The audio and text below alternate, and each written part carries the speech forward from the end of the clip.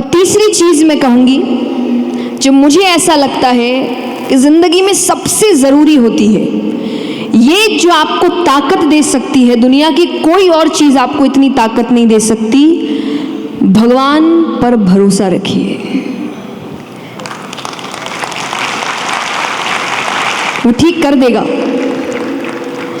मैं हमेशा कहती हूँ कि मैं कभी भी बड़ी से बड़ी दिक्कत आ जाए, और जो आती है, कई बार जब हम कहते हैं ना कि आजकल ट्रोलिंग का ज़माना हो गया है, तो आप कोई भी अच्छी बात लिखिए तो उसमें से 100 में से 90 कमेंट्स होंगे जो आपके लिए अच्छा कह रहे, पर 10 हो सकते ये बोलेंगे अरे आपके लिए तो बोलना आसान है।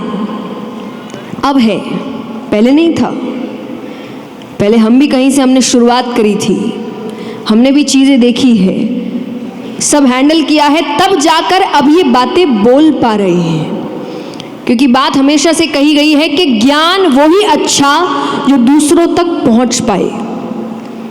अगर आपका ज्ञान सिर्फ आप तक है तो वो ज्ञान किसी मतलब का नहीं है। तो जब आप कोई भी अच्छा काम करते हैं तो आपका फर्ज बनता है दूसरों को बताना। तो आज हम जो बता रहे हैं वो आज की परिस्थिति पर नहीं बता रहे हैं, जो पहले हो चुकी और उससे जो सीख मिली है, और इसीलिए आज खड़े हैं, इसीलिए बता रहे हैं कि अगर आपकी ज़िंदगी में भी ऐसी कोई तकलीफ आए तो ये काम ये करके देखना, तो शायद आप भी हार नहीं मानेंगे। तो मैं हमेशा कहती हूँ कि मुझे नहीं लगता मुझे ज़िंदगी में कभी भी कोई हरा सकता है, कोई गिरा सकता है, और इसीलिए नहीं कि मैं ताकतवर हूँ, पर इसीलिए कि मेरे पीछे एक ऐसी शक्ति खड़ी है जिसका सिर्फ काम ही यही है कि ये नहीं हारना चाहिए। जिस दिन ये विश्वास रख के आप काम करना शुरू करेंगे ना, आप देखेंगे बड़ी से बड़ी दिक्कत भी आपको बहुत छोटी लगने लगेगी। जो हम हमेशा कहते हैं ना कि भगवान से ये मत कहो कि आपकी प्रॉब्लम्स कितनी बड़ी है, अपने प्रॉब्लम से कहो कि मेरा भगवान कितना बड़ा है। यही तो विश्वास है, यही तो श्रद्धा है। और मैं हमेशा कहती हूँ कि भगवान को मानने और नहीं मानने वाले में बस इतना ही फ़र्क होता है, बाकी कोई फ़र्क नहीं। ऐसा नहीं है कि भगवान को नहीं मानने वाला सफल नहीं हो सकता, धन नहीं कमा सकता, नाम शोहरत नहीं कमा सकता। बहुत कमाते हैं, कमा रहे हैं। कितने होंगे जो भगवान को नहीं मानते होंगे, लेकिन फिर भी अपने काम में, अपने क्षेत्र में अच्छा काम कर रहे हैं। क्योंकि भगवान इतने पार्शल नहीं है कि अगर मुझे नहीं मानता तो इसको सफलता नहीं दूंगा। वो कर्म के अनुसार सफलताएं देती है। जो मेहनत करेंगे, कर्म करेंगे, उनको सफलता मिलेगी। लेकिन फिर अंतर क्या हुआ? फिर कोई भी कहेगा कि हम माने ही क्यों? आप इसीलिए मानिए क्योंकि अंतर सिर्फ इतना है कि जब जो नहीं मानते वो हार जाते हैं ना, या फेलियर का सामना करते हैं, तो उनकी उम्मीद ही खत्म हो चुकी होती है। उनकी सारी उम्मीद तो उन पर ही टिकी है, और उनको लगता है मैंने अगर 100% दे दिया, अब क्या, अब तो सब खत्म, यहीं तक था जो था। और इसीलिए फिर वो कई बार गलत, क्योंकि उम्मीद पर दुनिया कायम है। मेरी और आपकी जिंदगी छोड़िए, उम्मीद पर दुनिया कायम है। और अगर किसी की उम्मीद छूट जाए तो आप सोच सकते हैं कि उस पर क्या बीतेगी। भगवान आपकी जिंदगी की वो उम्मीद है। सिर्फ इतना अंतर है। मैं हमेशा कहूंगी, मानने और नहीं मानने में सिर्फ इतना सा अंतर है कि मानने वाला हारने के बाद भी कहता है कि मुझे जो करना था मैंने कर दिया, अब उसका काम है। अब उसके भरोसे रहते हैं कि वो और क्या सिखाने की कोशिश कर रहा है।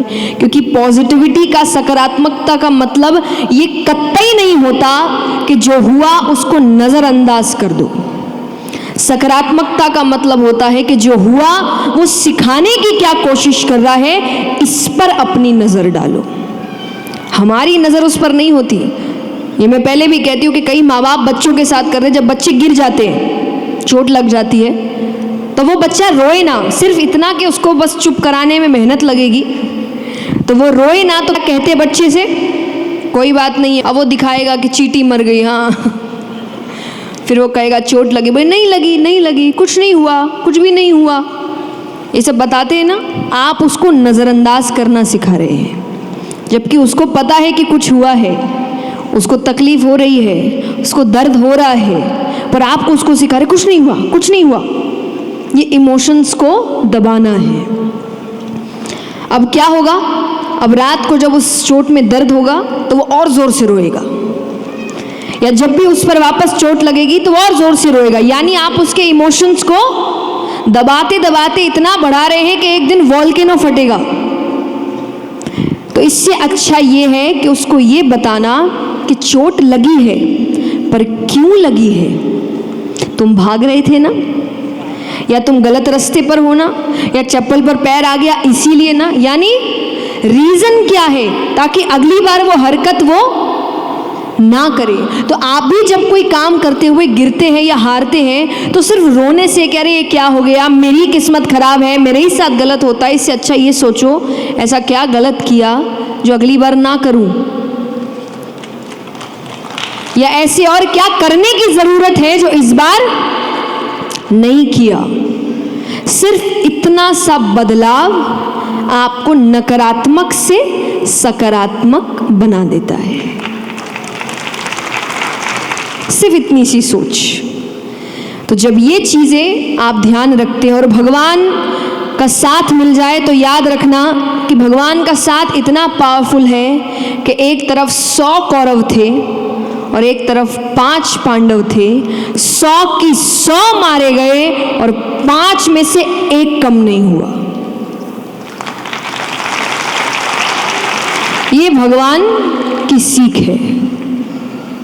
और जब भगवान जैसे मेंटोर हो, मैं हमेशा कहती हूँ कि गुरु बनाना चाहिए, पर अगर कोई अच्छा ना गुरु मिल रहा हो तो कृष्णम वंदे जगत गुरुम, उससे बड़े गुरु और कोई नहीं है। और गीता जी से बड़ी सीख आपकी जिंदगी में कोई नहीं है। गीता जी सिर्फ अर्जुन को नहीं सुनाई जा रही थी, अर्जुन तो एक माध्यम है। मैं हमेशा कहती हूँ कि यहाँ जितने लोग बैठे हैं ना, ये सब अपनी अपनी जिंदगी के अर्जुन हैं। क्योंकि बाहर युद्ध चल रहा ना चल रहा हो, आप सबके दिमाग में रोजाना एक युद्ध चल रहा है। तो यहां बैठा हर व्यक्ति एक अर्जुन है जो अपने अपने कृष्ण को ढूंढ रहा है। तो वो कृष्ण आपको आपके स्क्रिप्चर्स में मिलेंगे। जैसा मैंने कहा कि आपका कल्चर कैसे आपको सक्सेसफुल बना सकता है। युद्ध जीतना क्या है, सक्सेस तो हुआ ना, वो अर्जुन जीत गया। उसकी न दुनिया की नज़र में तो यही कि वो जीत गया, युद्ध सक्सेसफुल हो गया। कैसे हुआ? गीता जी से। वरना उसने तो हथियार छोड़ दिए थे भगवान के सामने। तो सोचिए, इतना बड़ा वॉरियर अगर हथियार छोड़ सकता है, उसको उस वक्त पैनिक अटैक्स आ रहे थे। अगर आप गीता जी ठीक से पढ़ेंगे, जो हम आज कहते हैं ना कि ये सब कुछ नहीं होता है, कुछ सब होता है, और उस वक्त से होता आ रहा है। उसके हाथ पैर कांपने लग गए थे, पसीने छूट रहे हैं, चक्कर आ रहा है, और वो सब बता रहा है ये क्या है जो आज के समय में हम जिसे पैनिक अटैक्स कहते हैं। तो इसीलिए उस वक्त उन्होंने भगवान ने जो सीख दी वो सुनी, ग्रहण करी, समझी, और तब जाकर वो युद्ध जीत सके। तो आइए, थैंक यू सो मच। ये कुछ पॉइंट्स आप सभी के लिए। आई होप आप इसको अपनी ज़िंदगी में फॉलो करें, क्योंकि बदलाव तभी आएगा, वरना सुन के और घर जाने से भूल जाने से कोई बदलाव, कितनी बार भी सुन लो फिर कुछ नहीं होने वाला। सो आई होप थोड़ा हेल्प हो सके। Thank you.